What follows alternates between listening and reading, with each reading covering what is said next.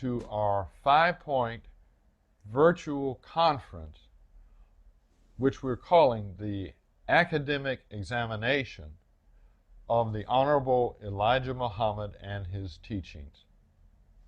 Our principal organizers, the Reverend Demet Jenkins and Fitra Muhammad, have worked very hard to put together a multifaceted program for you all this month. The program will begin with the examination of the biography of the Honorable Elijah Muhammad, a man who was born in the late 19th century into the Jim Crow South, and a man with limited formal education, but nevertheless one who through perseverance and insight would create the Nation of Islam and build it into the formidable institution that it remains today. Now, during the course of the conference, there will be a number of subjects that are examined: education, government, law, ethics, and black nationalism. And you will learn about and discuss the way in which the Nation of Islam engaged with those issues during the course of its history, of its teachings for us today. At the International African American Museum, we seek to tell the stories of African American life that are unknown and underappreciated. You will learn a number of those such stories during the course of this symposium. So, I hope that you find the conference enlightening and enjoyable, and all should feel welcome. Thank you very much. Good evening, everyone. Thank you so much for being here today. We are excited that you are attending this wonderful conference. My name is Reverend Demet Jenkins, and I'm the Director of Education and Engagement for Faith-Based Communities here at the International African American Museum in Charleston, South Carolina. We are just so excited that we have partnered with Study Al Islam to put on this wonderful conference of the academic examination of the Honorable Elijah Muhammad's teachings. Thank you for your participation. Thank you for being here. If you would like to know more about the museum, please go to our website, www.iaamuseum.org. Thank you again, and we look forward to you being here.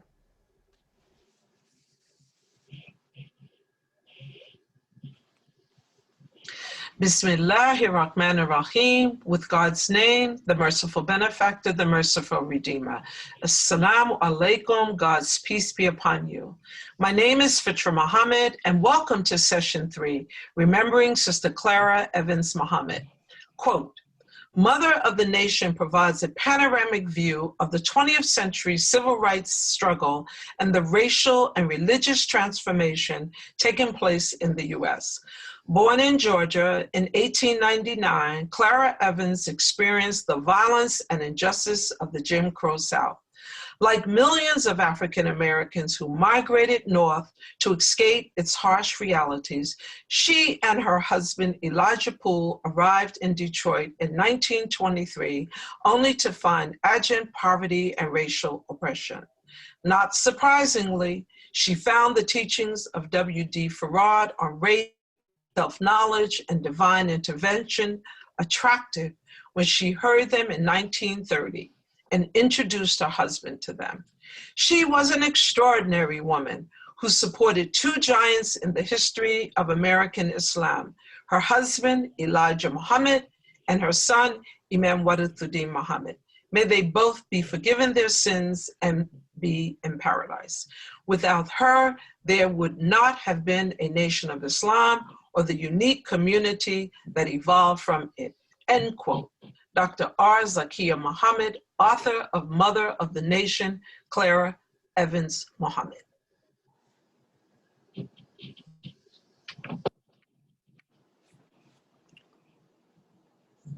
With God's name, the merciful benefactor, the merciful redeemer. Assalamu alaikum, peace be unto you, and good evening.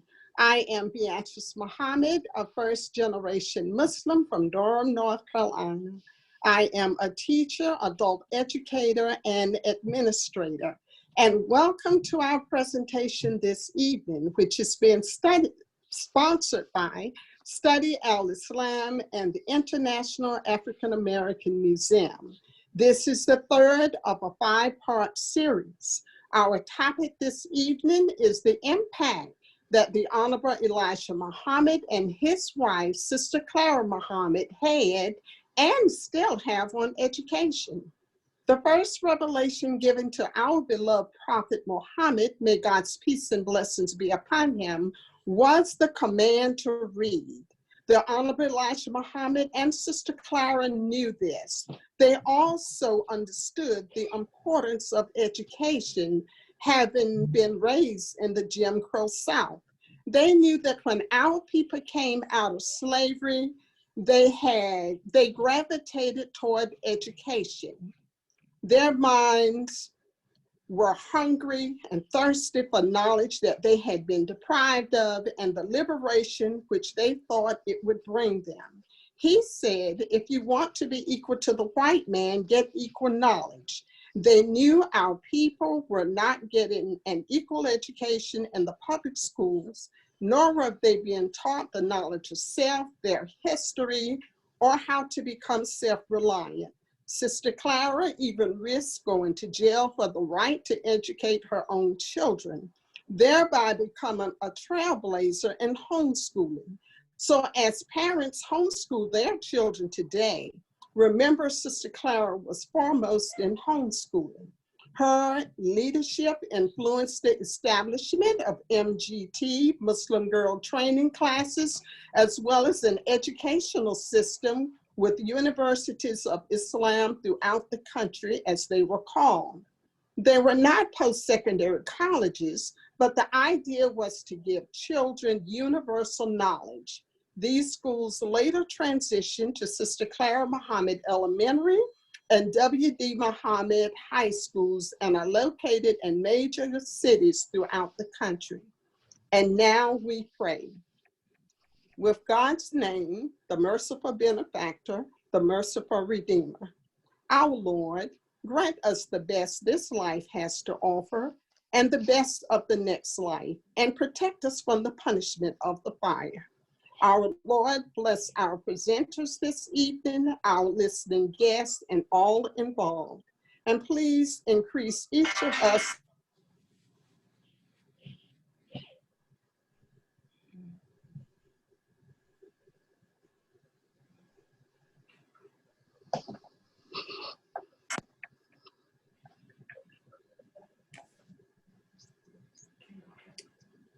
We hope you will be enlightened by our presentation this evening. Thank you. Good evening, everyone. I want to welcome you to our presentation this evening. I'm Adam Beyah, your moderator for tonight. I'm a businessman and a supporter of Clara Muhammad Schools, and have been since I've been in this community, probably 48 years ago. Also want to introduce a special guest we have, Dr. Goldie Mohamed. Dr. Goldie is, she's an educator. She is also, she works at Georgia State. She's an associate professor at Georgia State University in Atlanta. And she's been awarded several awards for her scholarship and also submitting articles and research papers. As a matter of fact, she won in 2018, she won the award from University of Illinois in Chicago for her research in the area. So we want to welcome Dr. Goldie Mohamed to our program. And Dr. Goldie, go ahead and please do your special presentation. Yes, assalamu alaikum. Thank you, everyone. It's such a joy to be here to talk about Sister Clara Muhammad, Elijah Muhammad, and the contributions they have made to what I am calling cultivating our genius. This brief talk that I will provide for you today is on the topic of cultivating our genius, because I would often, as an educational consultant and leader, I would travel around the country and I would ask teachers to tell me about their Black children. Tell me about them. Tell me who they are. And oftentimes the stories would start in very deficit ways of what they can't do. They're unmotivated. They can't read. They struggle with assessments. It was all the things that the system has caused for our children. And I noticed that their stories never started with genius. And so I am here, and in my work, I redirect the narrative to start our stories off with light and start our stories off with genius. Because historically, when we study Black historical excellence, starting from days of enslavement, our stories, our narratives, our legacies always started with genius. From braiding hair maps into young women's and girls' hair to navigate direction toward liberation, from using songs and hymns and spirituals to indicate that Sister Harriet Tubman was nearby. All of this was genius, and this is where our stories start. And they only continue through the genius and the cultivation of Sister Clara Mohamed. She was very prominent in planting the seed and watering it for us today to create such a space where we know the importance of educating our own. She taught us to have a love for Blackness, that we don't always have to act and operate and educate within frames of whiteness and Eurocentricity. She taught us that we are enough and we must see our brilliance and our genius and our joy. She taught us how to educate Black girls, because there's something special that happens when we educate our women and girls first. She gave us models of homeschooling, genius. She taught us what independent Black schools can look like. That's genius. And through her work and through her model, we learned the purpose and power of literacy. And so we are all here today to talk about what we can learn from Sister Clara Mohamed and through our other Black ancestors for educating our own toward this genius. Because the problem with education as a professor is that we teach in a lot of colleges and universities across the country that whiteness is the standard, that white educational theorists are the model for education for all. We learn from people like Vygotsky and Dewey and Maslow and Piaget, and we don't hear from educational theorists, because Clara Mohamed was an educational theorist by definition. She was an educational leader who actually worked with Black children. We don't hear those voices when we are training and preparing the next generation of teachers. And this is why we are shifting this. We need a new way forward to look at our Black historical excellence. And so it really pushed me to ask the question of myself, and I know we are all asking ourselves this question today: what happens when we leave our children's education to our nation's educational school system? As someone who studies the history of education, I can tell you that our nation's system has been broken, has been centered and seeped in whiteness, and has been absent of the ways that we learn best, right? It has been absent of Black histories, Black identities, Black literacies, and Black liberation. So I am arguing, and I'm going to show you a quick way forward from our ancestors of how we can return to our Black historical excellence for this playbook.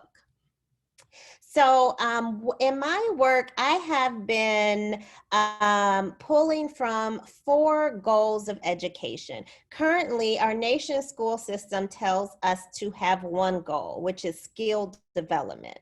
But historically, when we look at models of Black historical excellence and through the model of Clara Mohamed, we learned that it wasn't just skills that needed to be taught, it was identity. We wanted to have a knowledge of ourselves, of who we are through our educational system. Yes, we wanted to know the skills and proficiencies, but we also wanted to know intellectualism and knowledge so that we can use knowledge and put it into action.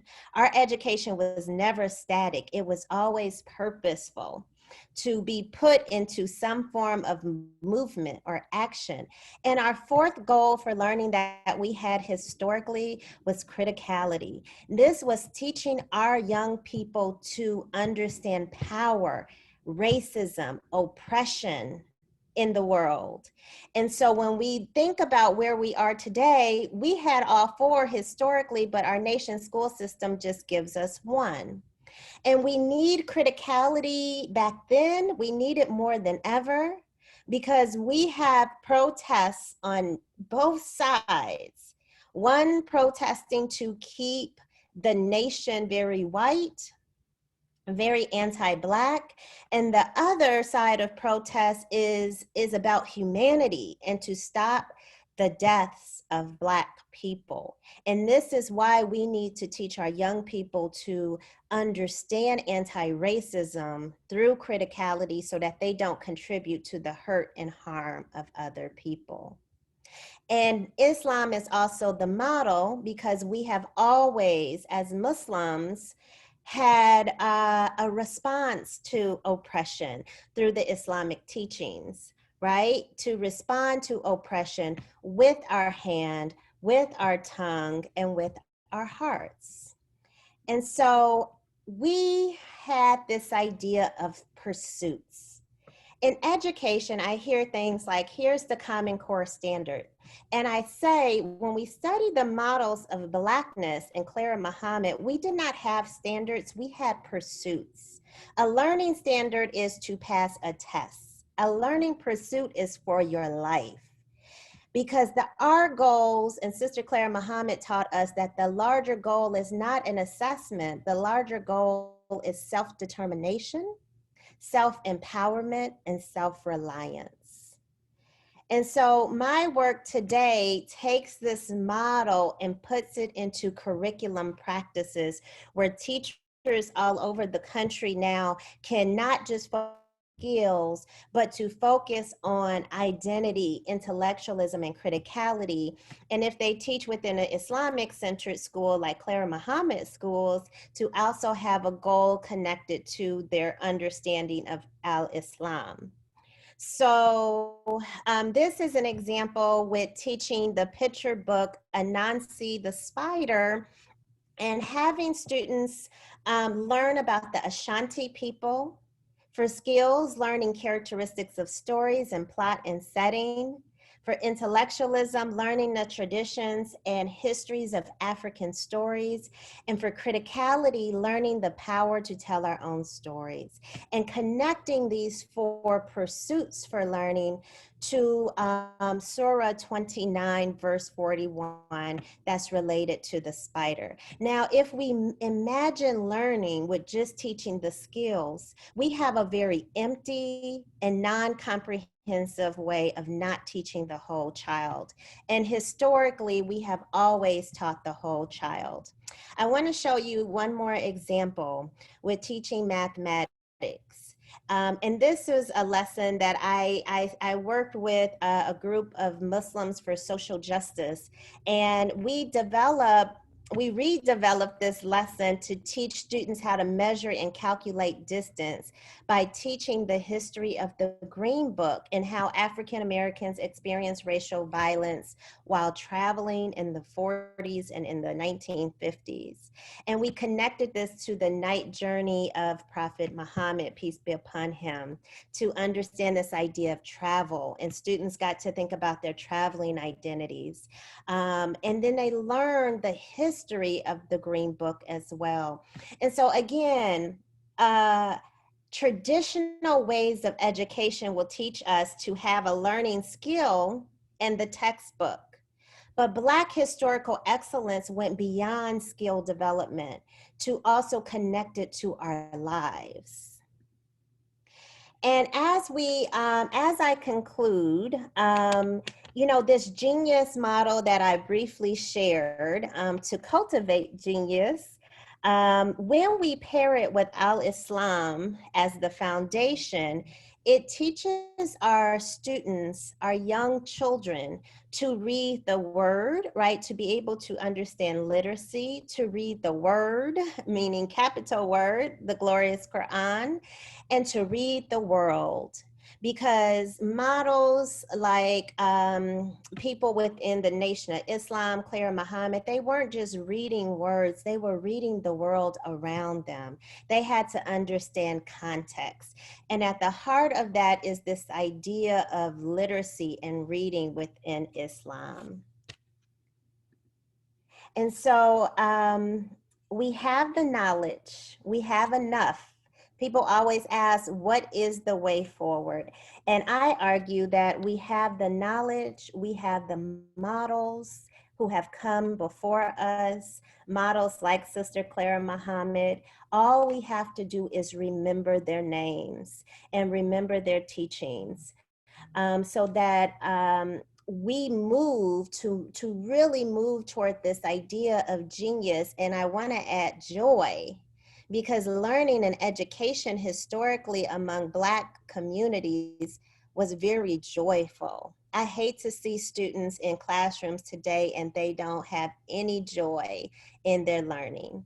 And so to move toward genius and joy in education, we must return to Black historical excellence to educate our own. And again, I am so happy to be among such an esteemed panel that will remind us of this very idea moving forward. Thank you. Assalamu alaikum.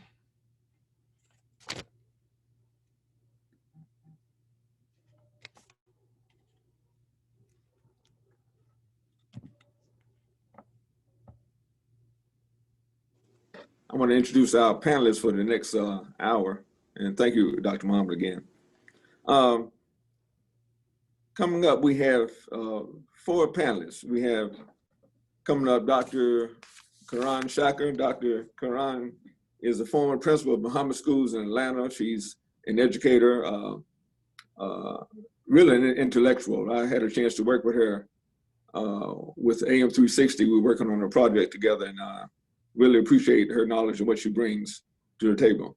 We also have George Khaldun. George is a management leadership consultant, highly sought after speaker before national and international audiences.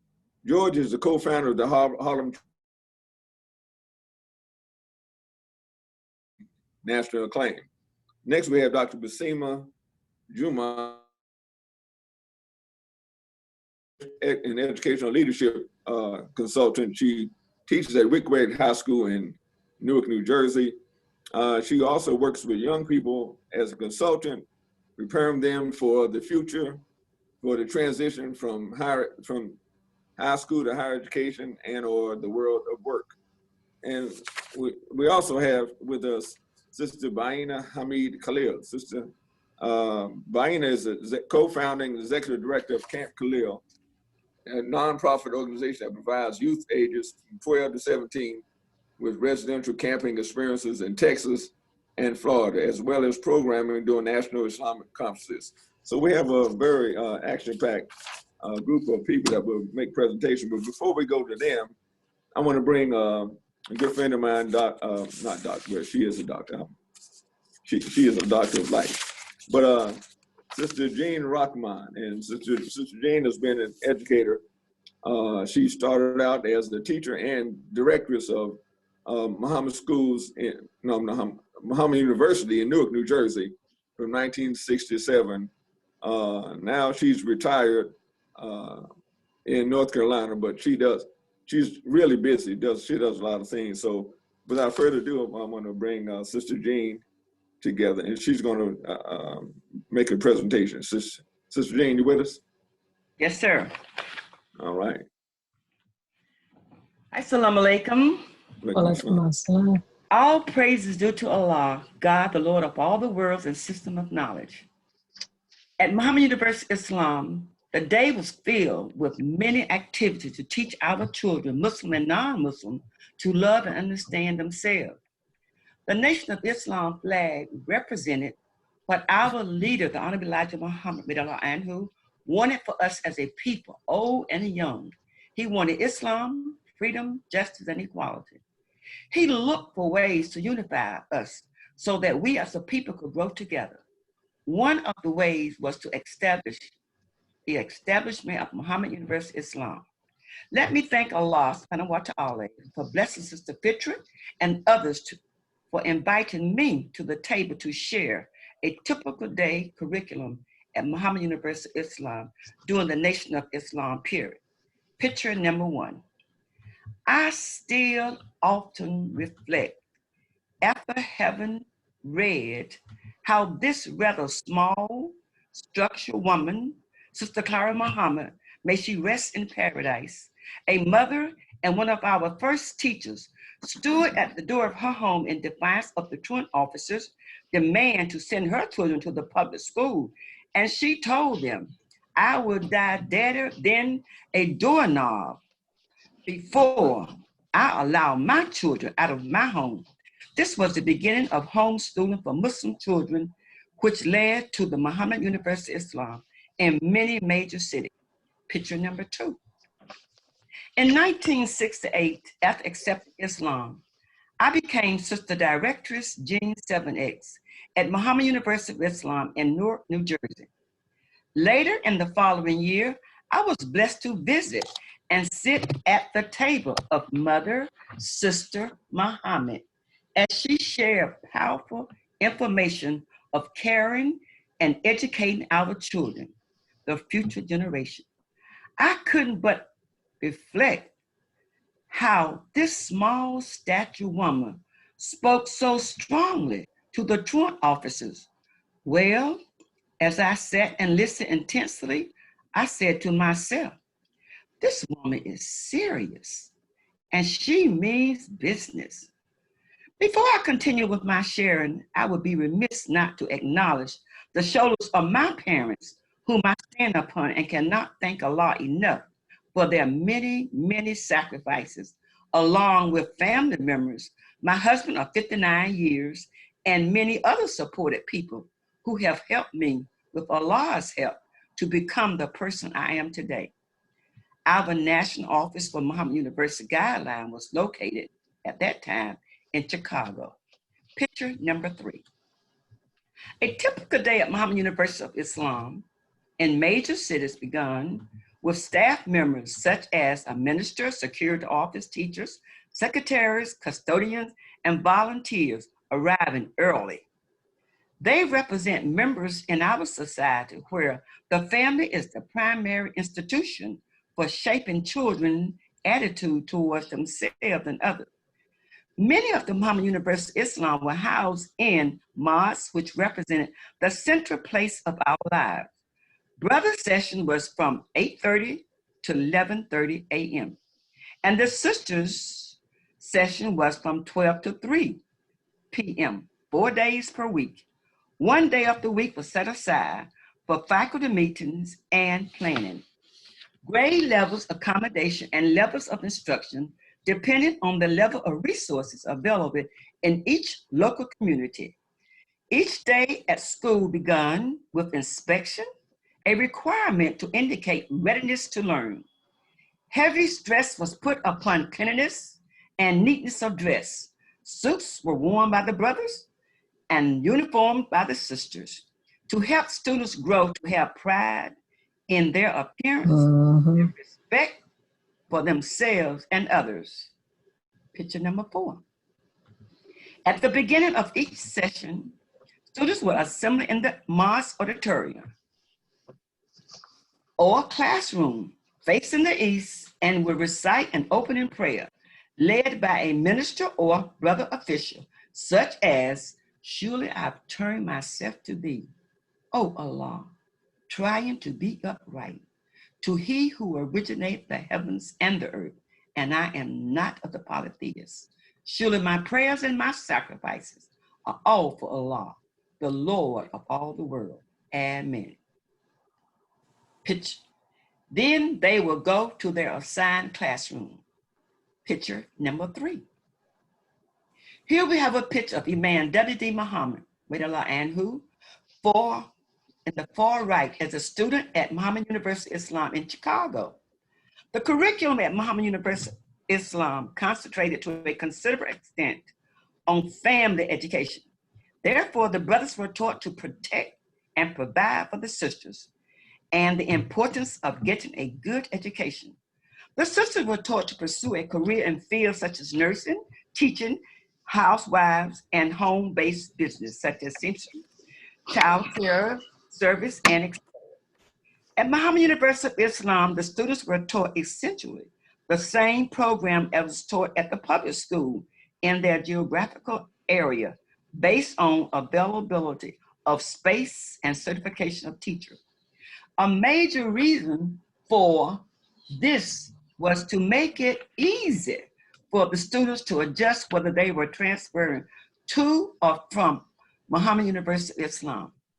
The curriculum for the kindergarten included such activities as school safety rules, Muslim food habits, school songs, and stories to introduce them to the religious teaching of the Nation of Islam at an early age.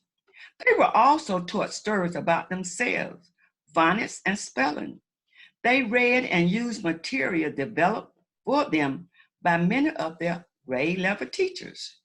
One such book was entitled Muhammad's Children, and other books that were positive. The curriculum for students first grade and up included religion, math, language arts, and basic Arabic. However, there was some deviation of what was taught or what was not taught. The degree of all subjects varied depending upon the availability of qualified teachers, space, and equipment. At Mohammed University of Islam, the interest in history classes was teaching the history and the relationship of the Black man in America today to the past culture and civilization of the Black man in Asia and Africa. Basically, history was taught through 5 major sources, such as Muhammad Speaks, to prepare lessons in math, language arts, science, and art, because of the great diversities of articles in each Muhammad Speaks. Picture number 6. Also used were supplemental books prepared by the Muslims themselves. The Holy Qur'an was also used, and other well-known authors such as W.D. Du Bois. Let me not forget other sources which used included How to Eat to Live, Message to the Black Man in America, Outline of Islam, The Fall of America, Mohammed University Newsletter, and the yearbook. Picture number 7, 8, and 9.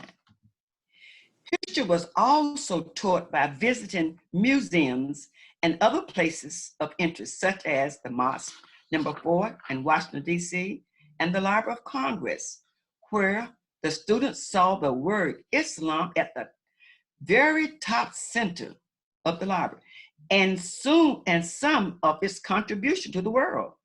The students always remember to represent Mohammed University Islam in a dignified manner.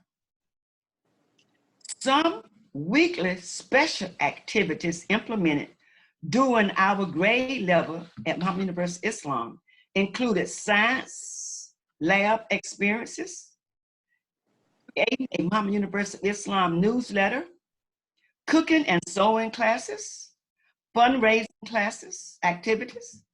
Example, they participate in purchasing a jet for the Honorable Elijah Muhammad, and the children would so actively say, "Jet for Muhammad, jet for Muhammad." They were always excited to be a part of growth. A similar program to showcase knowledge such as reciting poetry and drill team marching.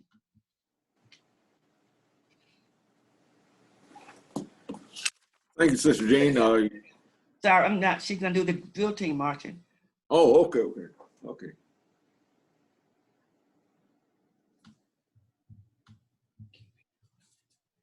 Okay, I'm gonna keep going.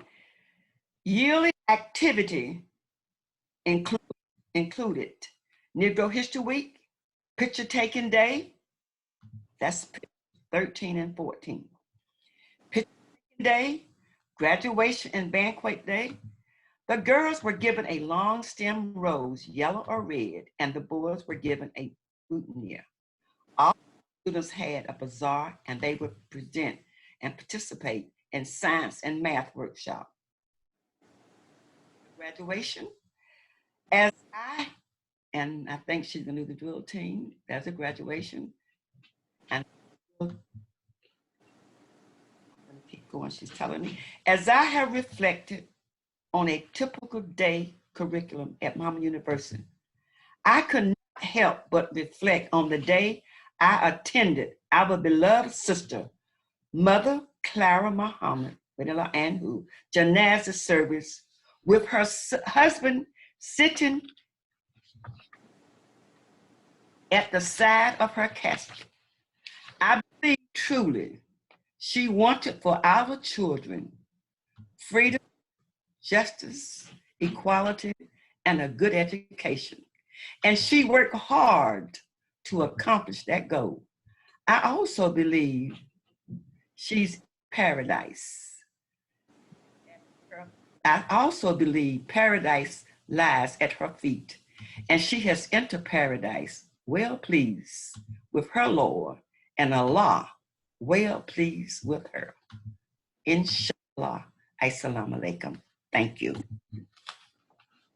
Walaikum assalam, and again, thank you, Sister Jean, for that excellent presentation describing the curriculum and the a day in the life of our children while they attend school. And a powerful presentation. It brought memories back to me. So thank you again very much for what you did. All right.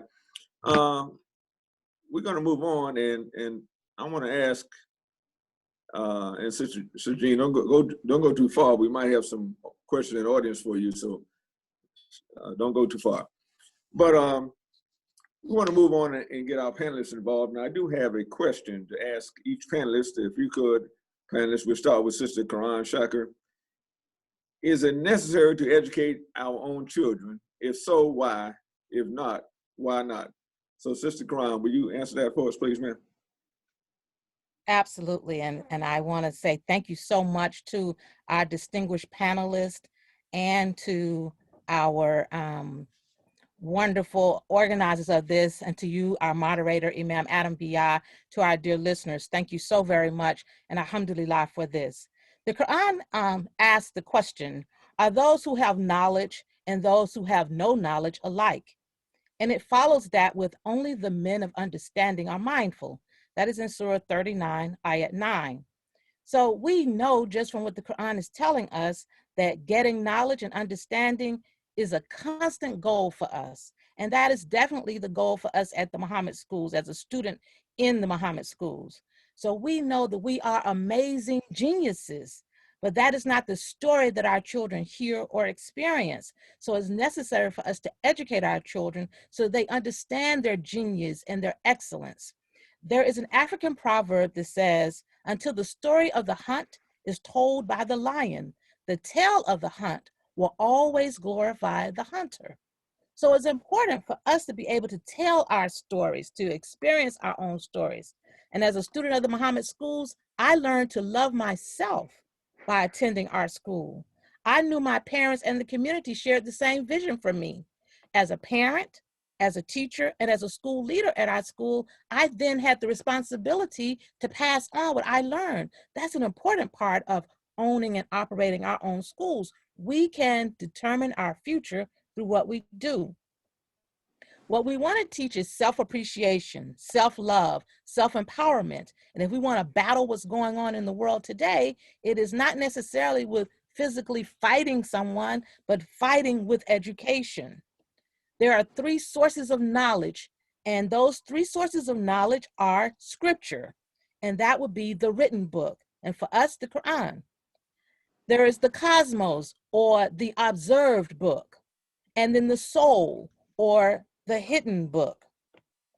When we understand that, the Muhammad school system began on the prayer, the vision, determination, and the forthrightness of a Muslim pioneer, Sister Clara Muhammad, the wife of the Honorable Elijah Muhammad, a man who taught self-determination, who taught the idea of doing for self and having your own and self-empowerment. That was his goal, and that was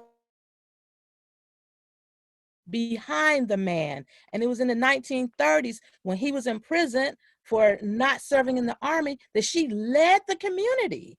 And a big part of what she did in leading the community was establishing and having the school systems in place. And that school system was in her home. So as our sister shared, that she actually led the way for homeschooling. And it was in the 1950s that it finally became law that you could homeschool your children. But when Sister Clara Muhammad was doing it, it was not. It was against the law. So Sister Clara Muhammad led the way for us.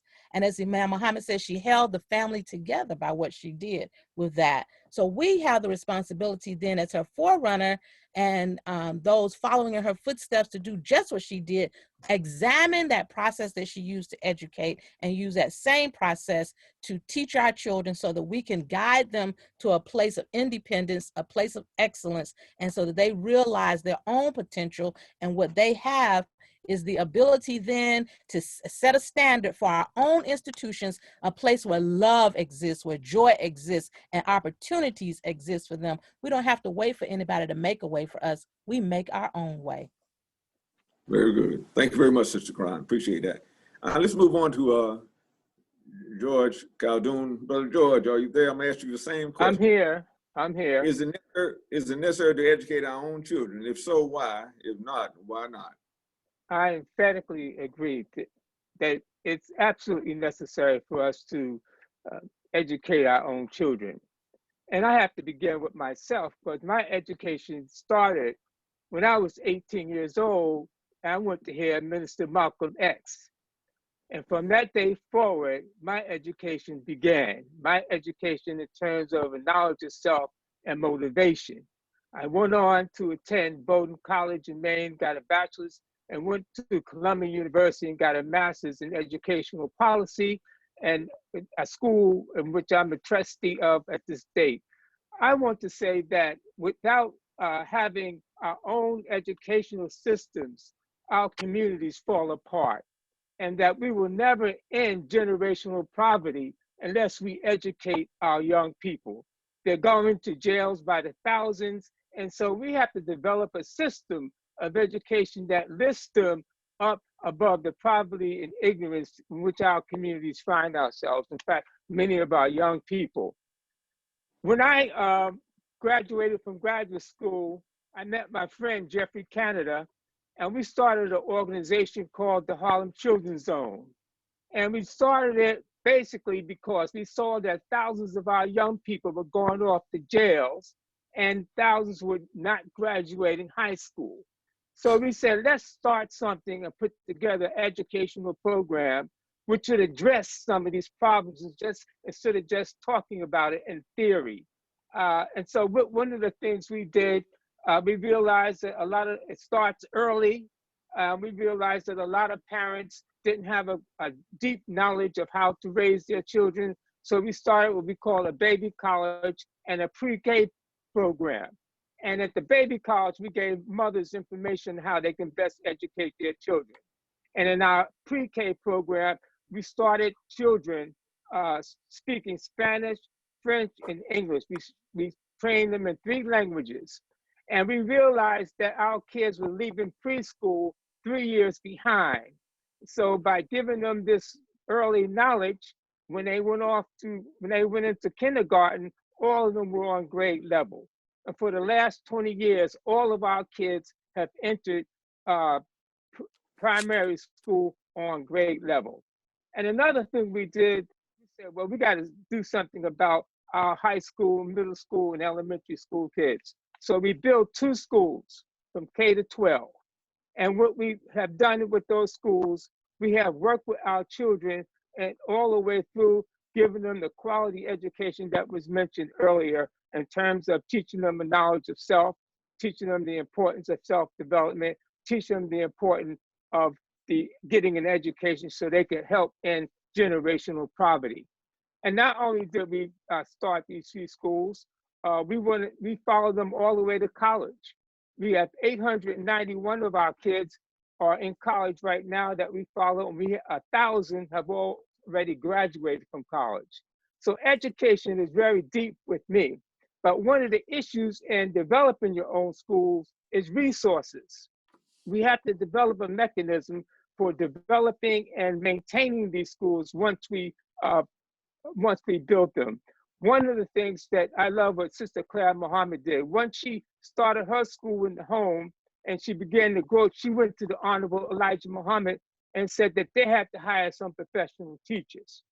And he gave her the money to do that. And that's when they started the Muhammad University of Islam. So again, I agree. It's absolutely important for us to develop and maintain our own schools so that we can help in generational poverty. Thank you. All right, thank you very much, Brother George. I appreciate that. And I made a note. I'm going to come back and ask you a question later on around the resource part of it. All right, let's go to our next panelist, Dr. Baseemah Jumu'ah. Dr. Baseemah, is it necessary to educate our own children, or if so, why? If not, why not?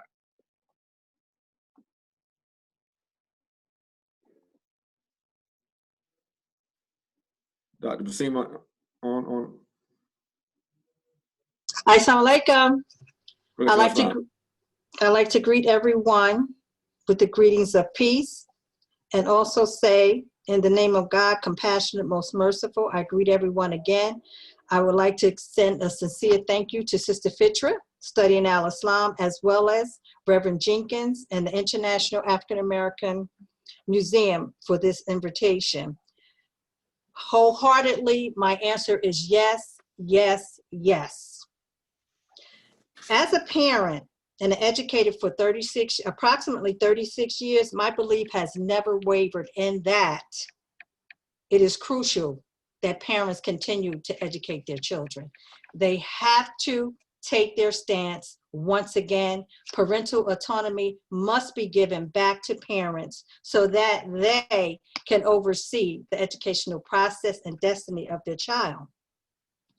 My personal and professional belief is that it is crucial that they assume this major role in destiny. Parenting in the 21st century has met numerous challenges. Parental autonomy, again, has been removed from the home. The reconstruction of the African-American family has been distorted, okay? So it is imperative that parents take this stance and educate their children.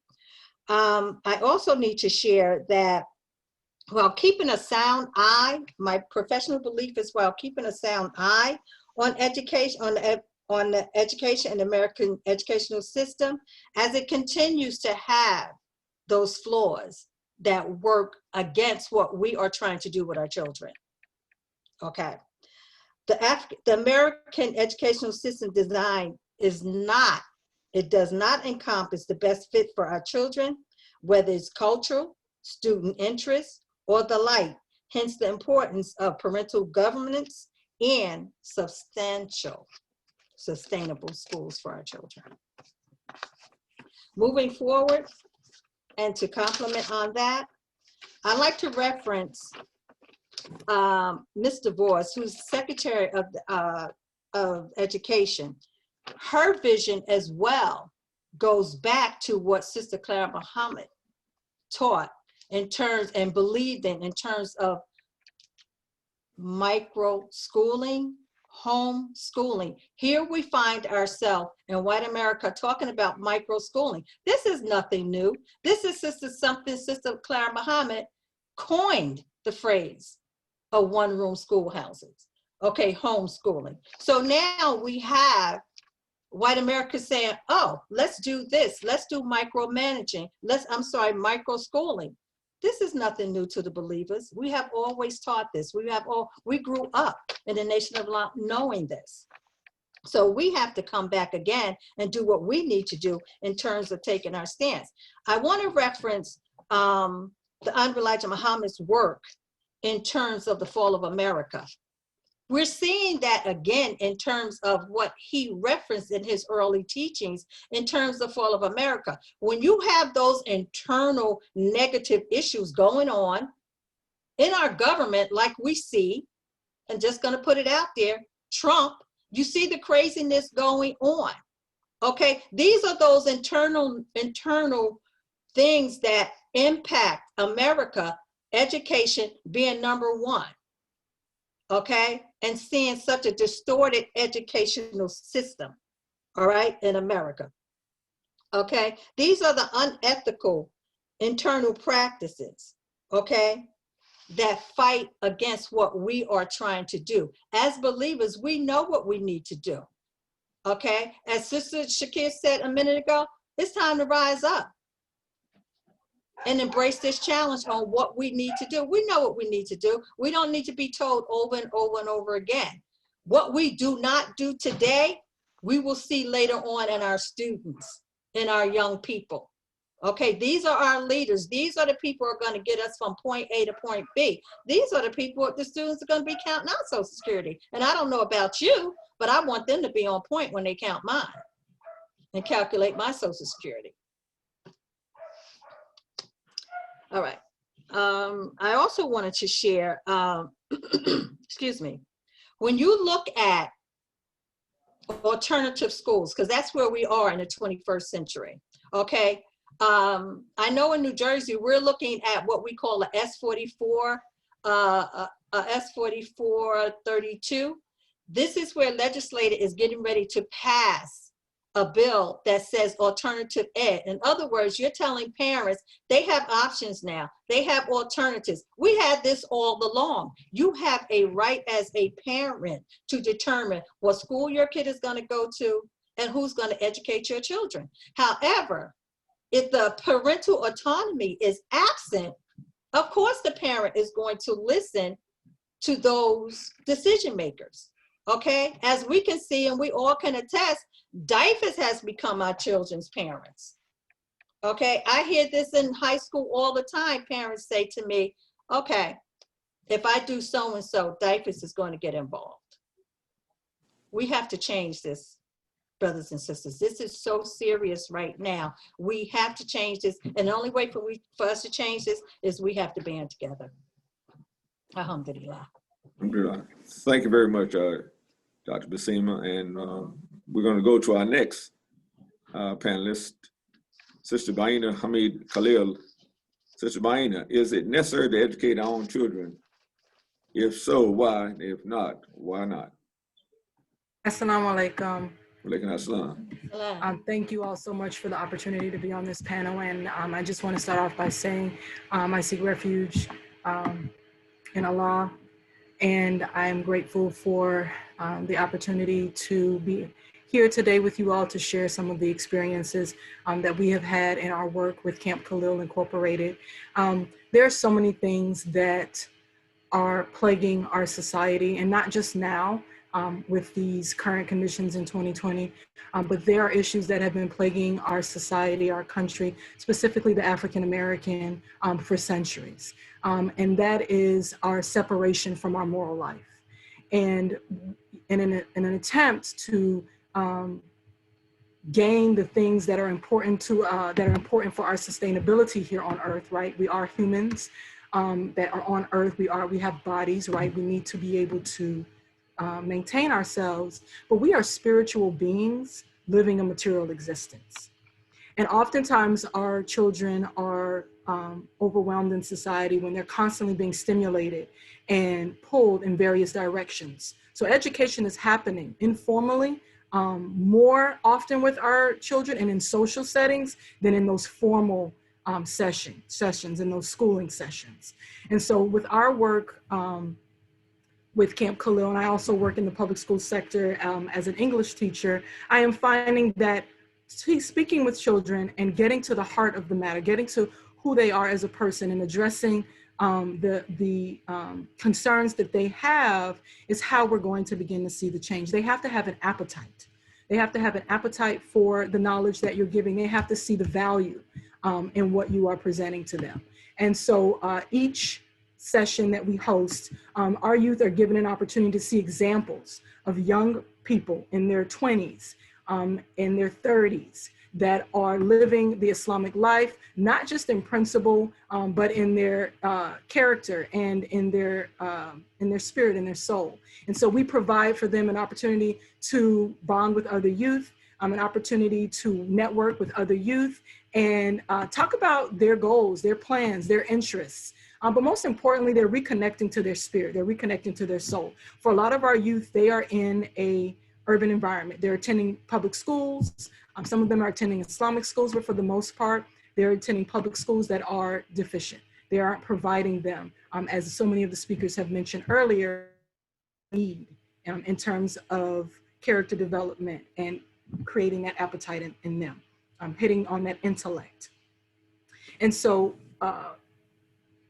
the importance of having our own education systems and establishing our own schools is because it's a right of the child that has been ordained by Allah subhanahu wa ta'ala, and it's a responsibility of us as adults to provide that to them, because we all are going to be held accountable when we return to Allah on whether or not we did our job as parents, specifically, and as servants of Allah, to provide education about the Creator, not just His creation.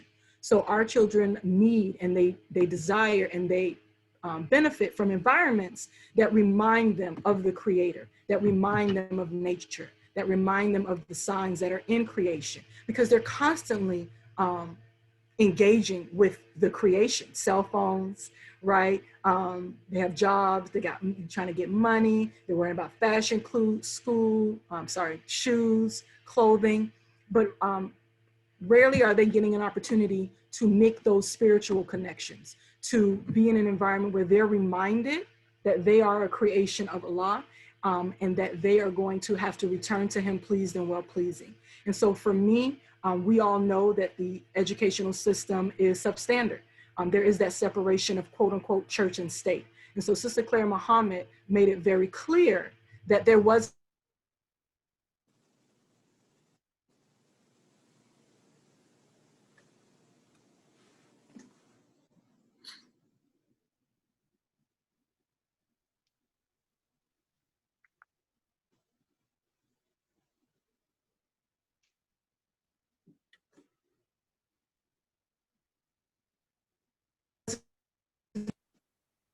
Yes, seem to have some technical difficulties. I'm hoping I apologize. Resolve that. Can you all hear me now? Yes. All right, I'm not sure where I left off, but I'm just going to end with saying that, of course, establishing our schools is a necessary responsibility for us.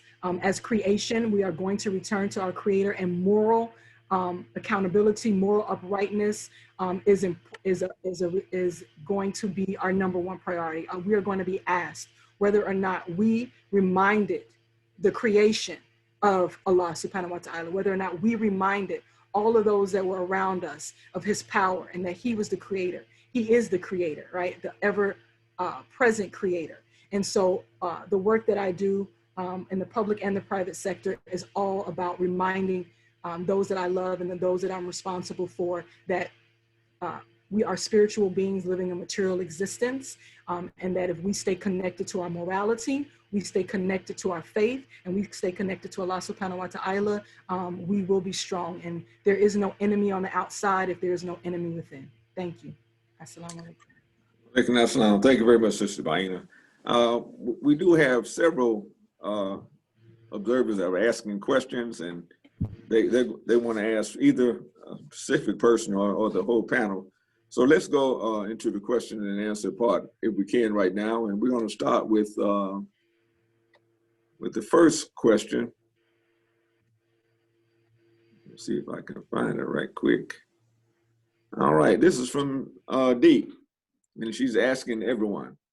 The question is, are there resources to study this curriculum and research that are available? I am currently in the college and studying the importance of educating our children. So does anyone want to weigh in on that? Help Sister D, who's going to be a future educator, I'm sure a great one. Who wants to start it out? Brother Adam, can you, Brother Man, can you repeat that, please? Yes. Are there resources to study this curriculum and research that are available? I am currently in college and studying the importance of educating our children. That was the question. So I can respond to that. It looks like I got a message that it was asked during my part of the presentation. You know, I think a good starting point as a student in college and the next generation of teachers is to first go to primary source documents, like some of the original texts that were presented by our panelists. You have to go to the source, the primary source. When we just rely on what our teachers at universities may give us, we may not get a full, complete story. In my book, Cultivating Genius, I detail a lot of Black historical excellence as a way forward. And I can also provide like lots of scholars over the last 20 years who have written about Black historical excellence. But I say start with the actual teachings of authors who came out of the nation and some of the books that were presented today. Thank you very much, Dr. Goldie. Appreciate that. And maybe we can prepare a list of research, a list of what's been referenced that we can share with our audience. And maybe, because I like to get one myself, as a matter of fact. Thank you very much. All right, let's go to the next question right here. And this, again, is from Hafiza, and she's asking anyone who can respond. Does anyone have a child, grandchild, or relative children in public school? In your opinion, is it important? And two, how important is it for non-Islamic schools and public schools to collaborate? Share an example of your collaboration, if any. This is from Hafiza. She's an educator herself. All right, who wants to take that question? I would like to pick up that question if I can. Yes, ma'am. In terms of public education, so I do have two children. One recently graduated high school this spring, and I have a 10th grader in high school. And they have always attended schools of choice. We lived in this, rural areas of Florida, and so I don't need to say anymore. And so I chose schools of choice to kind of, have more involvement in my children's school and to create an environment where my children would be able to grow and to thrive. But what my most important thing I wanted to say is the education that our children are receiving in the public schools can be detrimental if it is all that you're relying on. And I think that even if your children, everyone can't put their children in private schools. There aren't enough private schools, right? There are not enough schools of choice, right? We can create our own. We can use the ones that are already there. But if our children are in public schools, they're still our children. And so even though we're sending them to these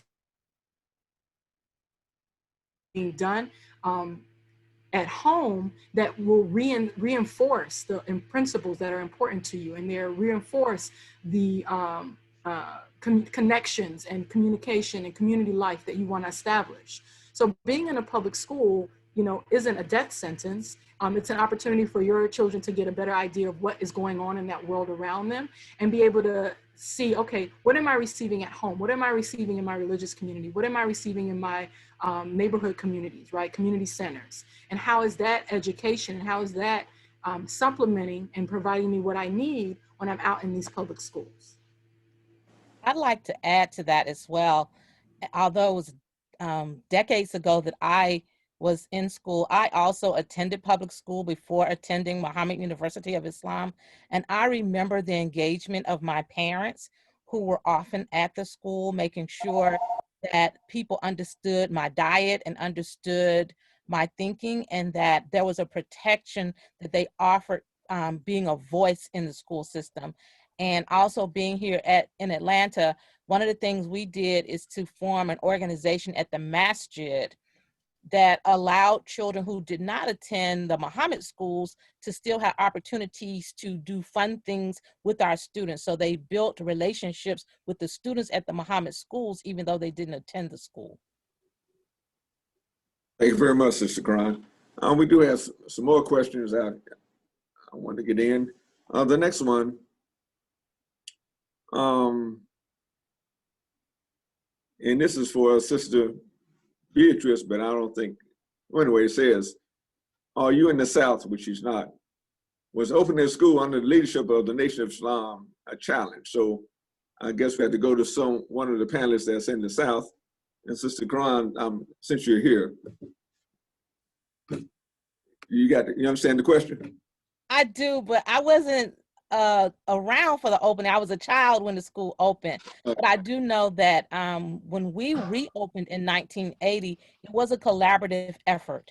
And in that collaboration, we made sure that the organizers and planners of reopening the school included business people, included educators, included parents, and community members. So I think it's important when we're looking at opening our schools that we have a balanced approach to opening the schools. Right, right. And I was in Winston-Salem, and we opened Mohammed University in 1972, and it wasn't hard at all. It just took the same determination that Sister Clara Mohamed had, and to get that done. Okay, thank you very much, Sister Clara. Let's go back to some additional questions. Now, okay, I have a question here. And this is Brother George, said New York had a strong school. What made it so strong? Okay, what made the schools that we developed, the Harlem Children's Zone schools, what made it so strong is that we had strong administration. The administrators knew what they were doing. They were really professional.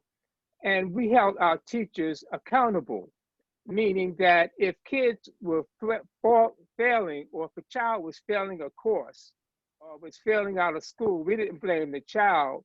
We took a good look at that teacher or that instructor to see what was happening in his or her classroom. And we were able to pair weak teachers with stronger teachers. And by doing that, we were able to make sure, number one, that our kids graduated from middle school and then from high school and went on to college. And one of the things that we were able to do, our kids were able to get great math scores, some of the highest in the state of New York for Black kids and white kids. We matched the white kids in terms of reading and math, which is something that had never been done in New York State. But we did that because we had strong administrators and we had good teachers. And those teachers that weren't that great, we made sure that they received training or additional training. So we put the onus on the teachers as opposed to putting the onus on the child. Another thing we did, many of our kids were 2 or 3 years behind. So that meant to us that we needed a longer school day. So they would go to school at 8 o'clock, and then we would end around 4:30, and then we would have an after school program that began around 5 to 6 o'clock. And then we had a longer school year. Our school year, we ended in August as opposed to ending in June. So that gave us a leg up in terms of education for our young people. All right, thank you, Brother George. I have a question for Sister Jean, if she's there. Sister Jean, what made Sister Clara Mohamed so fearless? And also, why do you think she was so determined to teach her children at home? I think what made Sister Clara Mohamed so fearless because she really believed in Allah. After she got that strong teaching, she came from the South, and we Southern people, we have a strong determination, and we're used to hard times and what have you. So after getting a good understanding of who she was and what she wanted in life. She was determined to say, I'm not going back no more. And she saw the need to progress from how knowledge was taught in the South. And then you think you're moving to the North. That happened to me in a way. And then you don't find a whole lot of differences. So then you go to yourself, since there's not a lot of difference, let's make sure we get busy and get really firm about what we are going to do and the accomplishment. So she left the South wanting freedom, justice, and equality, thought she was going to get it in the North. So tell me something, and I'm going to go for it all the way. Thank you very much, Mr. Jean. All right, going back to Dr. Goldie. What role did going to Clara Muhammad School have on your formal education? Well, I did not attend Clara Muhammad School. I had only hope that I had. My role is when I moved to Atlanta, when I came to Georgia State University, I met the wonderful Sister Qur'an, Shakir, and I was able to volunteer and do some work with the Muhammad schools here in Atlanta. So that's really my close affiliation. All right. Does anyone else want to handle that question? I can, in addition to what Sister Jean said, and it resonated with me as she was going through the day. And I often talk now about how our school system, and we have a system because we have schools all over the country right now. Our school system was very similar. So when she talked about her day there, it was the same here in Atlanta. And as a student in the school system, I love going to school and look forward to going to school, especially those short days, because we only went from 12 to 3, but we went year round. But it was this sense of self. And Imam Mohamed said, a sense of self makes living better. It was this sense of self that we got. And this, I knew that when I went to school, the reason I went to school and when I was in school, the community was with me, my parents were with me, everybody was on the same page. And we were working for this idea of doing for self.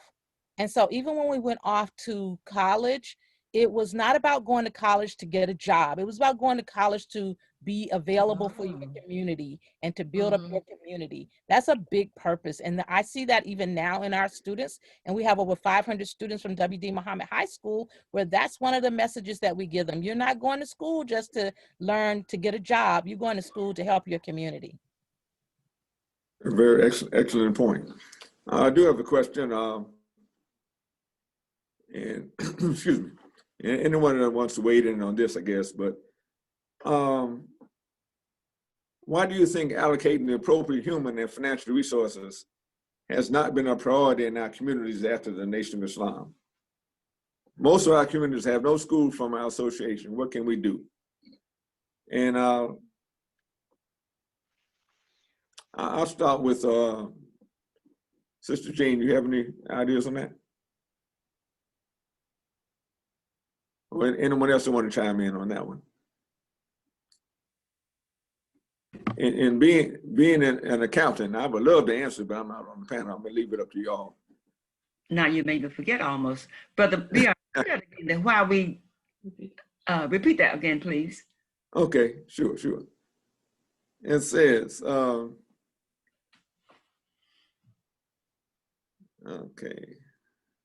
I got to get back to it first. All right. And he was basically asking about financial and human resources not being allocated to education. And it's not being a priority as it was in the Nation of Islam. And he says, most communities have no school in our association. What can we do, is what he asked. You know, in a way, in a way, I want to think that maybe it's not a priority because many of the ones like I'm at 82 now. So some of the ones like us, we really got it. We sacrifice and we work for $50 a week, $200 a month was no big deal. And we had little, you know, but we made do with, did a lot of things with that little bit. And the cost of living and our lifestyle was not extravagant. So even though I was getting $50 a week or $200 a month, we were doing things like bean soup and, you know, basic things now. and we were able to put aside a little bit of money. However, what makes it so different, I'm trying to think, is that with the children today, they're making much more money, and they are exposed to so many extra things in life to do, like could it be big homes or big cars and everything else? I don't think our mindset was on that. We really wanted to get knowledge of ourselves, and because we had so little knowledge about, who's God, the white man, all this kind of stuff like that. So when we got knowledge, we wanted to apply that knowledge and look out for our younger generation, our children. We want the best for them. And I want somebody else to, it really helped answer that question, because I really sometimes ask the question to the younger people: what is it and why is it that we're not putting forth enough effort to be successful? Are they satisfied with what they have and the glamour in society? Or do they want more for us as a people? That's a good question. I think it's also the definition of success, bouncing off of what Sister Jean is saying. Success is defined differently today. And when the brother asked, what can we do? One of the things we can do is what Imam Adam is doing. We have 150, where there are people who have gotten on board to say, every month I'm going to send $50 to this school, and the schools are designated. The other thing is that we have opportunities like New Africa Ummah Online School, which is in our association, which is an online school system. So you do not have to have a brick and mortar in your area. You can still support this school system online and engage your students there. And there are ways we can do weekend schools with them. If you still want them to go to public school and you still want them to have a taste of Islamic education, then start looking at those kinds of things. But we need to think outside the box, as they would say. Can I chime in? Can I chime in, Brother Imam, Yes, and say something? This goes, for me, this goes back because I'm big on parental involvement. I'm really, really big on that. That was Sister Clara Mohamed's forte, parenting. Okay, when you have today in the public school system, when you're getting almost $25,000 per student, okay, to educate these kids, and when you have leadership in place that is not spiritually, ethically, morally guided, okay, the dollar bill, Shaitan is waving that. Shaitan is waving that. So it takes away from what we're trying to do with our students. Hence, going back to Sister Clara Mohamed, she was a hands-on parent. You have to have parents that go in and say, no, we're not going to tolerate this. We need a breakdown where this money is going other than someone's pocket. I'm sorry. All right, Brother George, you got a question for you. Patricia wants to know, what method do you use to keep track of your graduates? One of the things that we do, especially when they get ready to go to college, or when they're in college, or if they're in trade school, whatever, we provide summer jobs for them when they come home. And when they are in college or having difficulty in the trade school, wherever they're getting advanced knowledge, we provide tutors for them. So while they're in college, we provide a tutor for them. If they're writing a paper and they don't know quite how to develop it, we have tutors in our in-house who they contact, and they help them to write those papers. If there's a test that they're not too sure about, again, we provide a tutor for them to help them pass that exam. During the summer, when they come home, we try to provide a job for them for the summer and for the winter when they come home. So this is how we keep connection with those young people who are in college, and we encourage them to come back to the community to make a contribution. That's our big deal that's our deal we have with our high school and college graduates, to come back to the community to help in some way with your education. Oh, thank you very much, Brother George. I appreciate you answering that. Another question, and this Can you discuss some of the strategies that the Muhammad University of Islam and Sister Clara Muhammad schools were able to address America's distorted view of Islam to the non-Muslim Islamic African-American communities? So Dr. Gold, do you want to answer that one for us? Yes, what was the first part of the question? Can you discuss some of the strategies that the Muhammad University of Islam and Sister Clara Muhammad schools were able to address America's distorted view of Islam to the non-Muslim Islamic African-American communities? Well, I mean, I think everything is so, in the United States, everything is so Eurocentric. Almost to the point, the way we start meetings, the way we plan education, the way we have written curriculum, the way we hire teachers. And so almost where if we are not so mindful of it, we may not even realize that we are acting within that space. And so one thing that in my just observation and reading of the history that we're talking about today, one thing that I appreciated is that that was not the starting point. It was always starting with our histories, our identities, our excellence, our way of doing things, our way of starting a meeting even, you know, and so it was, everything was centered in, you know, those four frameworks that I explained, like, how is this learning going to help shape who we are, our collective Black identity, our collective Muslim identity, who we are as a people, who we are as individuals? How is this going to teach us the skills so that we can master these skills in order to navigate in society? How are we going to learn new knowledge about our bodies, about our minds, about our spirits? And then the fourth one is, how are we going to understand oppression? Power and oppression is threaded throughout everything. And so understanding those four frames, every strategy and approach was related to one of those. And so I don't know if there's a specific strategy in terms of education, but I'll give you one. When it comes to the text that we read and created, again, it was not grounded in whiteness. We read from our own people. We read knowledges and histories of who we are. We selected texts that spoke to our soul, that cultivated our knowledge, our genius, our intellectualism.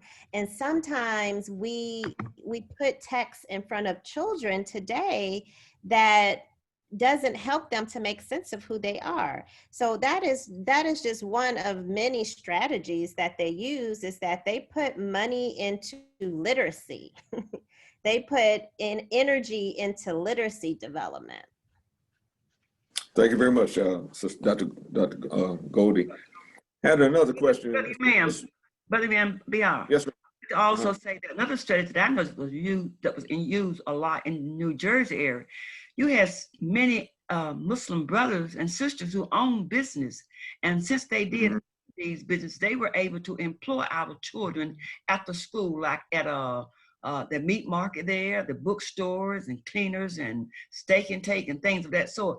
And while they were being employed, they were being taught mannerism and how to be punctual about work and everything.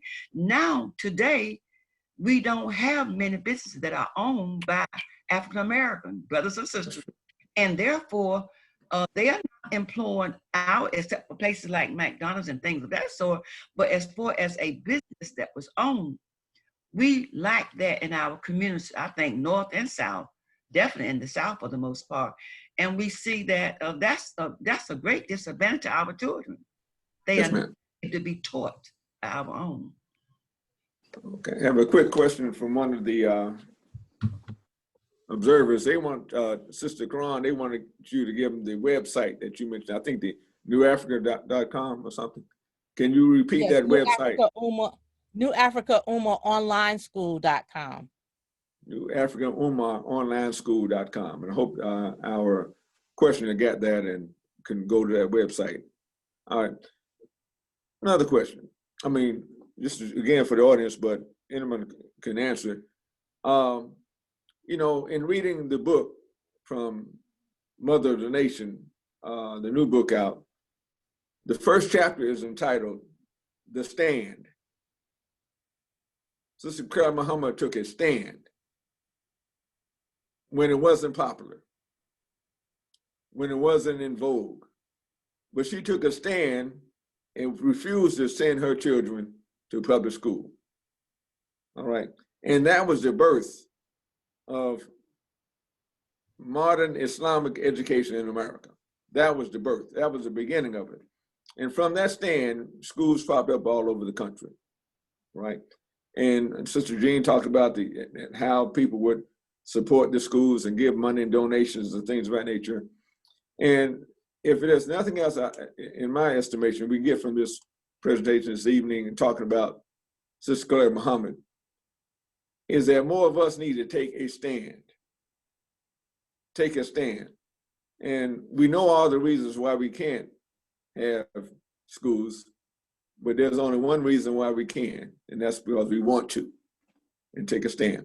All right, so much of my soliloquy. Let's go back to ask some additional questions. And this really, and this question wants to know, how can we open up an opportunity for virtual Sister Clara Muhammad schools for our children that homeschool to assist homeschools? And that's the question. And Sister Qur'an, you want to tackle that while you're here? Yes, and I, without being redundant, I would say I come from an era of unity, and that was the big language that we had always, unity. And so I don't think we need to have a whole lot of virtual schools if we have one already. And I think what we have with New Africa Ummah Online School is for middle and high school. And I'm a firm believer that for elementary school, we need to look differently at how we teach children when it comes to doing the virtual. But I would say, let's look at New Africa Ummah Online School and the model that they have. And then if we need to have more than one, let's have a conversation about how that will look. But I'm open to us talking with, we have an organization, the National Educational Council, that we have that Imam Mohamed established years ago, and we meet once a month. And I would say, let's join in and have that conversation. Yes, ma'am. Thank you very much. Thank you very much, Sister Qur'an. This question is for Sister Baiyina. And you have a viewer that's interested in your camp. And in case he or she didn't get the answer, what traditions are you sharing with your campers that you learned in Clara Muhammad School?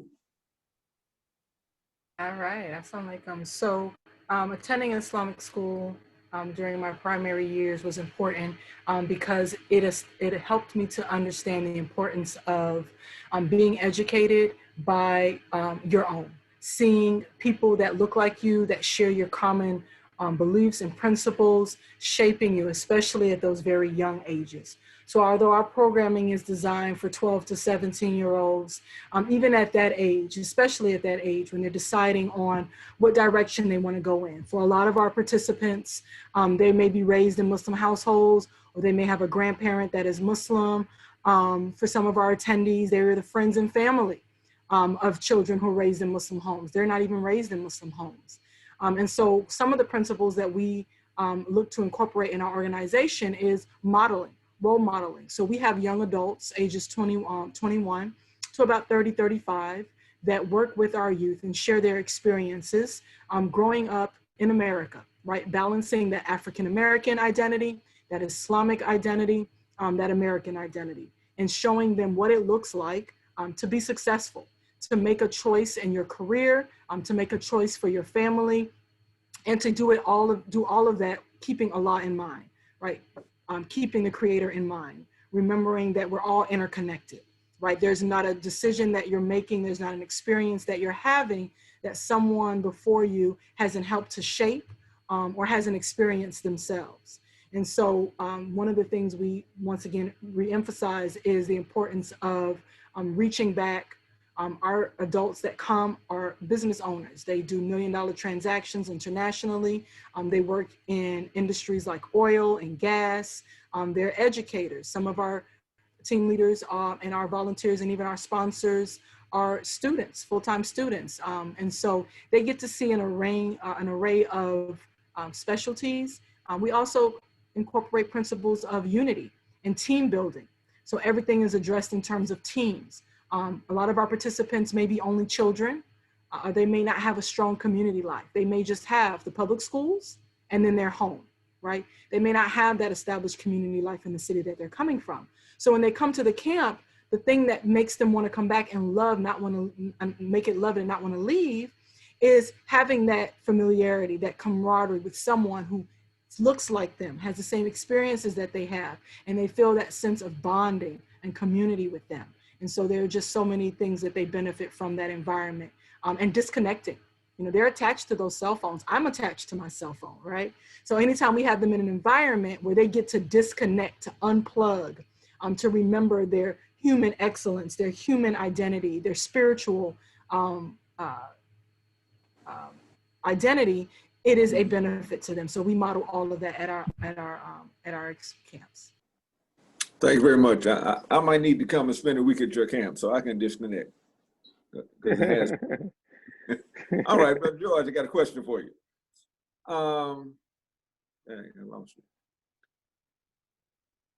Is it important to looking at financing for schools, that schools should look for alternative financing, maybe charter schools or things of that nature? What do you think about that?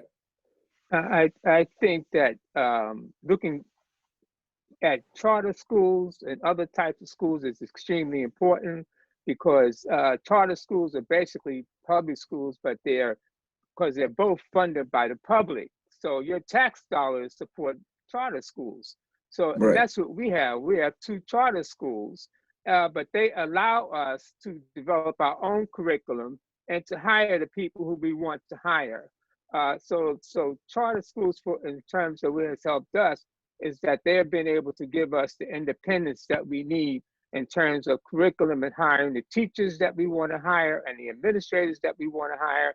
And so it's been a great help to us. Along with that, we've developed a board of trustees, a board of trustees whose sole objective is to raise money for the school. Because as all of you know, schools are really expensive in terms of providing salaries for our teachers and providing extracurricular activities for our young people. So creating a board of trustees whose sole objective is to raise money for the schools, help the schools to remain independent, and gives you an opportunity to have a quality or provide a quality education for your young people. Let me also qualify that. Charter schools are a creation of the State Board of Education. And that definition varies from state to state. Whereas you might be able to do it in New York and other states, they might not allow the development of curriculum that they haven't approved. So I hear what you're saying, but I just wanted to throw that caveat in, because it depends on what state you're in and how lax or lenient the rules for that charter school is also. And this is why you have to do the investigation and do the study to find out what are the requirements. Because you're right, sir. It varies from state to state. Right. Okay. Sister Beatrice, yes, you have a 12-year-old granddaughter who is Hafiz. Yes, sir. Alhamdulillah. How do you think this continues the dream of Sister Clara Mohamed? Well, Assalamu alaikum. I think it plays into that part very much. You know, we are first generation, and my daughter, second generation, and she homeschools. And she has been homeschooling for the entire time her children were in school. She has a son who is also becoming in Hafiz school. But it's very important that our children learn the Qur'an and learn how to become, learn the Qur'an so that they can carry on the mission, okay, and become protectors of the deen. And when you're in homeschooling situation, it makes it a whole lot easier because you can manage their learning. And I'd like to take this time to speak on virtual learning as well, because now that parent, my daughter, is looking for Islamic schooling. And with COVID-19, it provides the opportune time for many parents who are not able to put their children into an Atlanta's Mohamed school system, let's say, for example, or a school system that is up under our association. This is an opportune time for those schools to reach out and advertise their virtual learning programs, because the only other alternative, unless you are homeschooling, is to put them in public schools. But we want our children to be in Muslim schools. So, Beatrice, let me interject here. My wife works for education here in Fayetteville, and she's linked up with other places to have remote distant learning. So maybe you and her can get together and she can share with you and your daughter something that your grandchild can use. But let me ask another question. Hafiz means someone who has memorized the Qur'an. That's right. In Islam, we have people around the world that have memorized the whole Qur'an, and they're given the title Hafiz.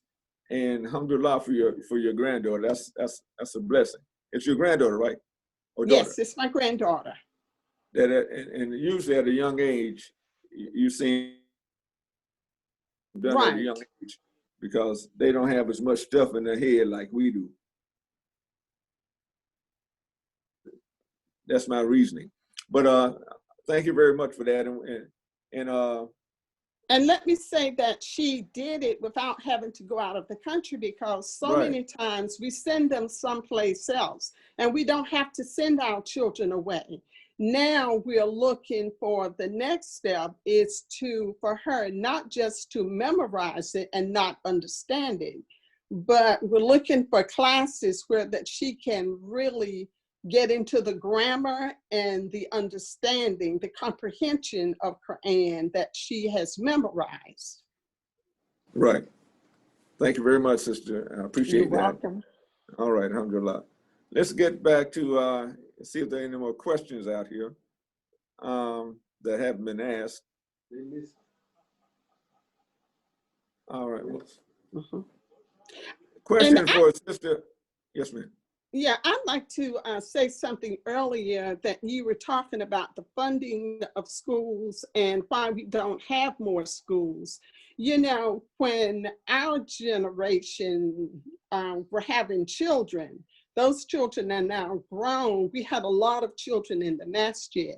And while we don't have a full-time school, we have a lot of weekend schools that I find. We have a weekend school, but the majority of the children in our weekend school are really immigrant children. So our children have grown up, moved away, and they're in other communities. But one of the ways that we can support is with the program that you have by giving donations to schools that we do know that exist and that are struggling. That effort better, we could better support those schools who do exist. And if they could expand on their virtual learning, then we may be able to encompass all of the children. Right, yes, ma'am. And I have your email address, and I'll send you some information on 150. Thank you very much for that. All right. Sister Jean, are you around? I want to ask you a question. Someone asked a question about discipline in the schools during the Nation of Islam. So can you answer that about disciplining the schools, in the schools? What kind of discipline we have for the children? All right, and discipline in the school of Nation Islam, we did have like a dean of the girls and a dean of the boys that would do a lot of talk. But again, look at the fact that we talked about how the school has a large connection with family home life. So the discipline, a lot of the discipline came from the parents being educated on do's and don'ts. And therefore, they were constantly teaching the children at home. So if you have parents, like I'm a generation, I have down to a fourth, now generation. If the parents are first generation and we got those lessons, who is the original man and things that you should do and things that you shouldn't do and how we're gonna eat and, eating habits different. So once we had feel those habits of discipline like me, having to stop smoking, you're not gonna be drinking. Once we as adults become disciplined, it is easier to pass those skills on down to our children. And so that helped tremendously. So you passing down knowledge from one generation to another. And then when we call upon the parents to help us with certain things, if we are all on the same page, it's easy. So that was that. And it was, the parents now are not able to discipline the children because the parents are not disciplined. So it was easy because the knowledge was passed down from one generation to another, and the community supported each other. They saw your child out of line, they helped. They owned the business that the children may work at. They would let them know. They would tell them, this is not how you're supposed to act. So we had a community helping each other. It didn't fall upon just the parent.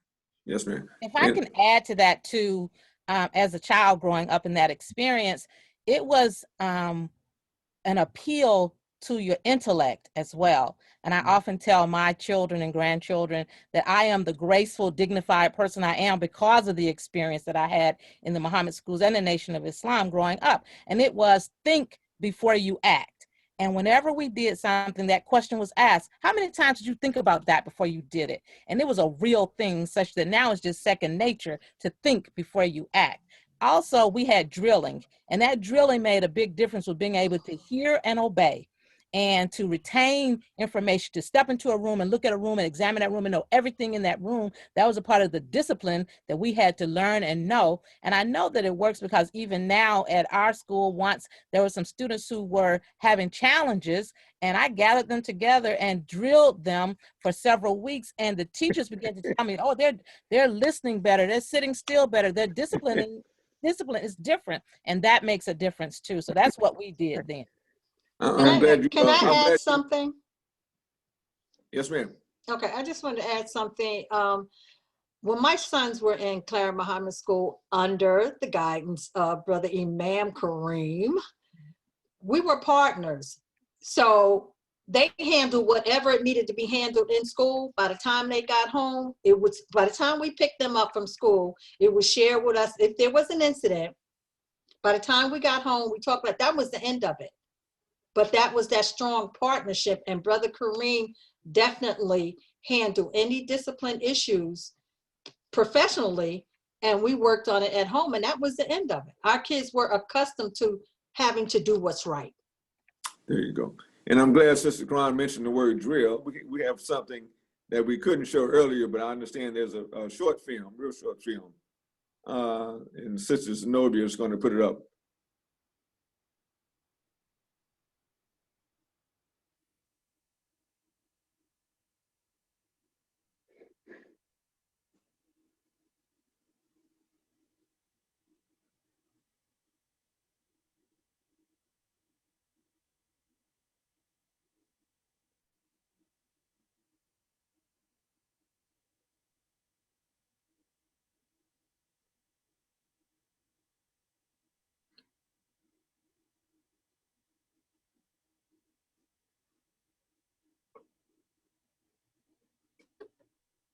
All right, thank you, Sister Zenobia. And that's a quick image of drilling and some of the drilling that took place during the Nation of Islam.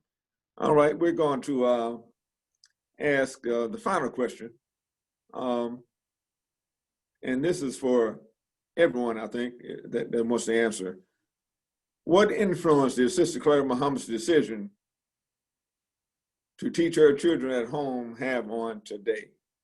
All right, that's the final question, and we'll go through the list of everybody that wants to answer that. And I think some have already touched on it, but Sister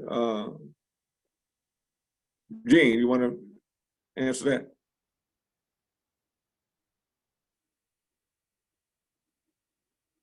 Mute. All right.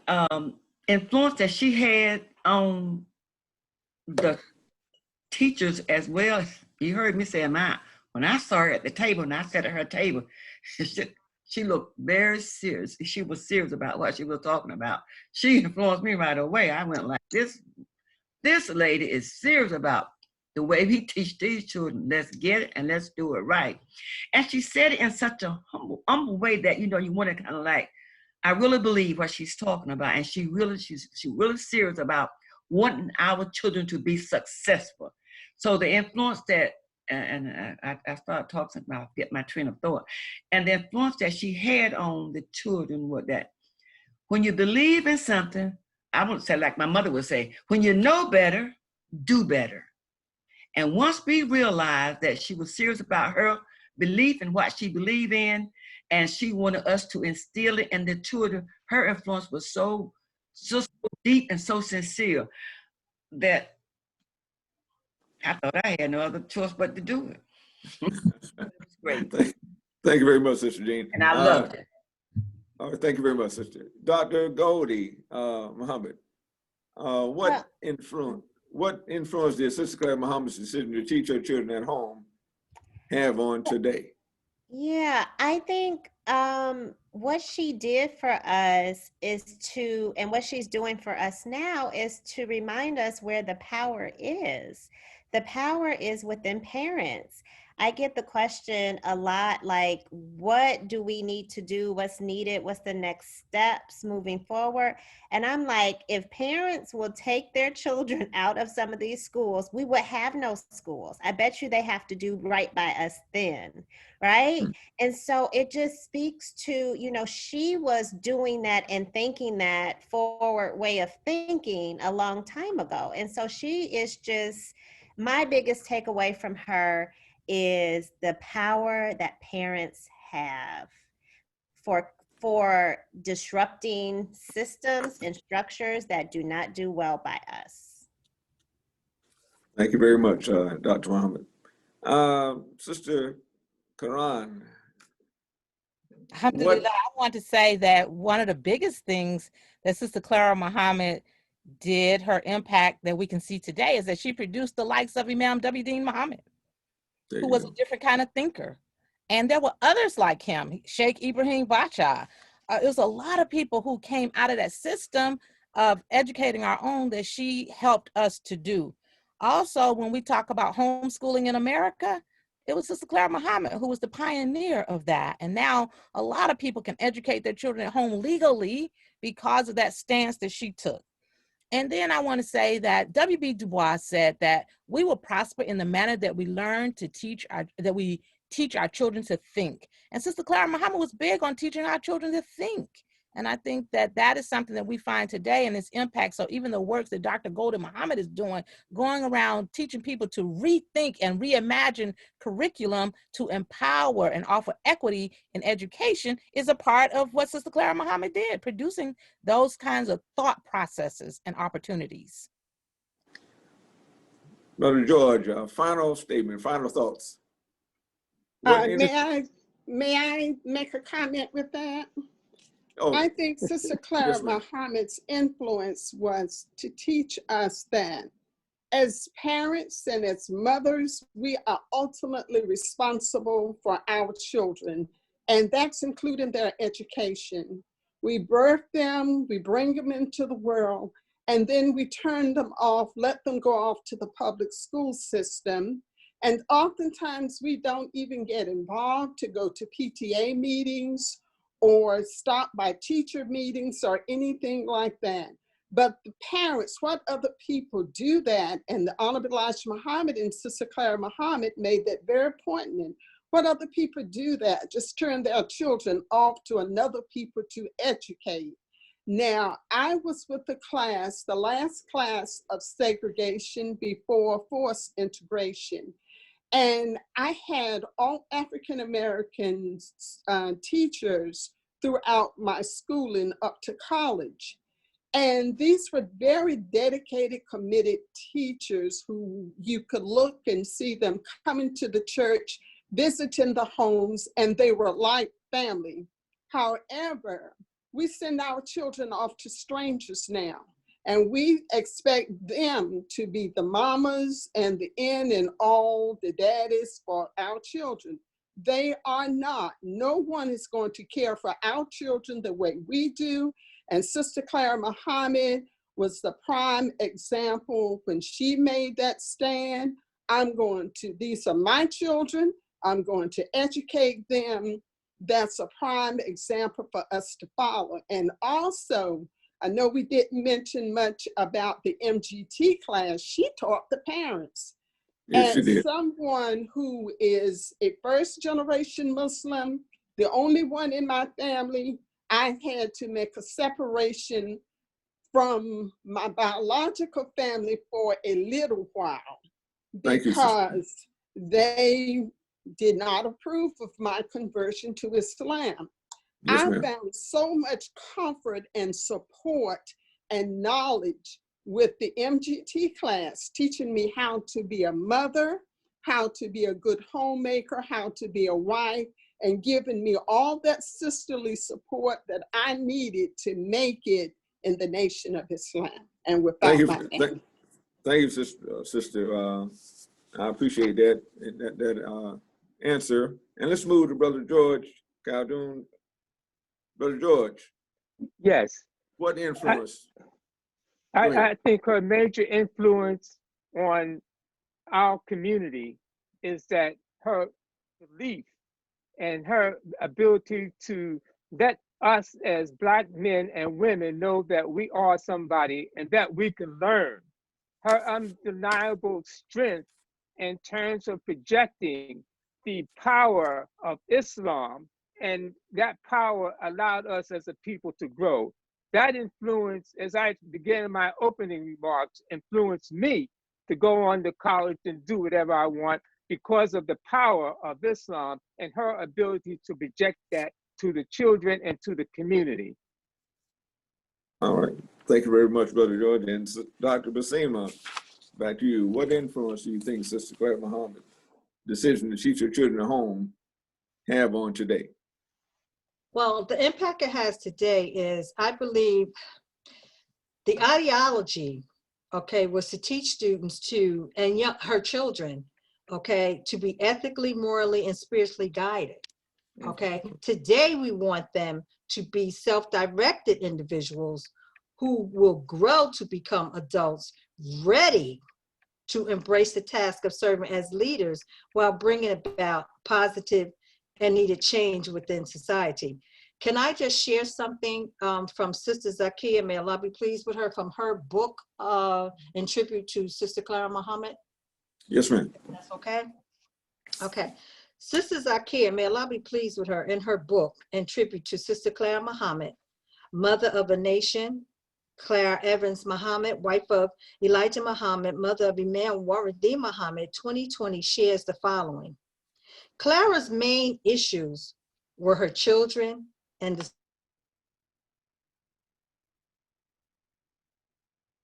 many ways as a young woman she had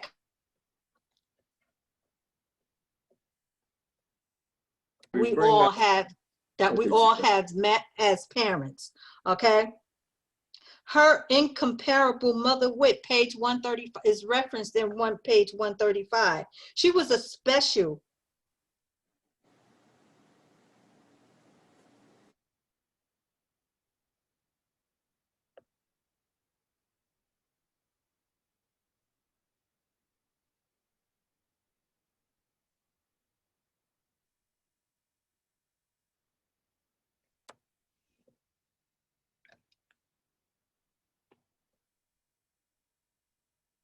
All right, while we're waiting on that to happen, let me just take the time. I think it's Sister, are you back, Dr. Baseemah? Have you finished your statement? You froze for a little bit, so we didn't catch. But anyway, Okay. you're good. Okay, let's go to Sister Baiyina Mohamed Khalifa. Sister Baiyina, you want to answer that question? Let me hear the question again. I apologize. Oh, that's all right, no problem. What influence did Sister Clara Muhammad's decision to teach her children at home have on today? I honestly cannot think of any answer that is going to be different or greater than the fabulous answers that we have heard. I was nodding my head so hard, but you know, I am just grateful for the women that have been in my life and the life of our community that have continued her legacy. You know, she established something that will live on long after she returned to Allah, and that's what all of our hope should be. That, you know, we're doing something in our life that is bigger than our immediate needs, our immediate concerns, right? She reminded us that our existence is greater than our time on this earth. And what she established is being carried on long after she returned to her creator. So if nothing else, she reminded us that when you're standing up for what's right and you're doing things for the sake of Allah subhanahu wa ta'ala, that there is no death, there is eternal life. Because everyone that you impact after you are gone, they will speak to your life's work, and they'll speak to the creator. Thank you very much, Sister Baiyina. Appreciate that.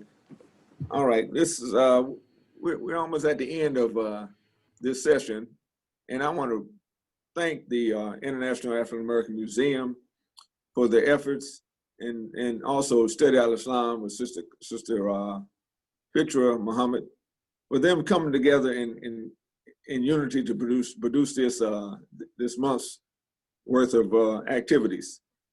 Every Tuesday night, we have 2 more sessions left on Tuesday, September 22nd and Tuesday, September 29th. So those of you out there, if you tune in again, and we invite you back to those sessions. But I also wanted to say just one thing as I close. That after hearing this information, and some of you have been introduced to Clara Muhammad for the first time, maybe you didn't learn about her in school, maybe in Black Studies class, you didn't learn about her. But I think it's time for her to take her rightful position as a freedom fighter, as much as Harriet Tubman, as much as Sojourner Truth, in our history here in America, because she had done such great work while she was alive. And we have the honor and pleasure of carrying on her work after she's gone. So I invite more of you, especially Muslims, to support the schools that have her name, that bear her name, because those schools have people in the seats, right, to support her school and support organizations that are doing the same. So thank you again. Again, my name is Adam Beyah. I've been the moderator for tonight. And I want to sign out and wish you all the best. May Allah bless you in your efforts, and be safe during this coronavirus environment that we're in. Assalamu alaikum rahmatullahi wa barakatuh. Alaikum salam. Thank you.